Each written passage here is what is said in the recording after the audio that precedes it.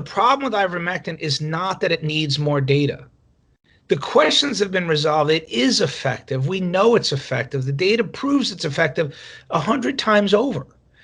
I'm actually now fighting what is clearly what I believe is a campaign against ivermectin. It's disinformation tactics. And when you list the amount of interests that are against ivermectin, it goes into the hundreds of billions of dollars. So if you first think about every vaccine manufacturer, right, the EUA for vaccines would be gone if ivermectin is recognized as effective, right? There has to be no proven therapy. So you could kneecap the entire vaccine industry with ivermectin. So that's one.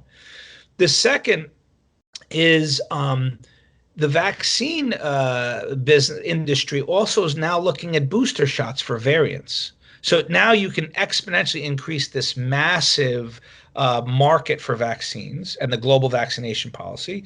The second is there's like 3 sovereign countries making vaccines: China, Russia, India, and who are actually using it for even geopolitical interests, right? They're trying to curry favor in areas where they're going to supply vaccines. So you have sovereign nations, you have vaccine manufacturers. Then, like you just said, multiple competing molecules. There are companies out there with oral antivirals that we know are going to be less effective than ivermectin. So their investments in those oral antivirals are gone. There's also a market for these long-acting injectable antibodies, which they think might even be preventive, or they're hoping it can be actually like a vaccine. And then you have things like remdesivir, and then you have other competing molecules. I can't even think of the amount of interest that are against ivermectin. It's incalculable.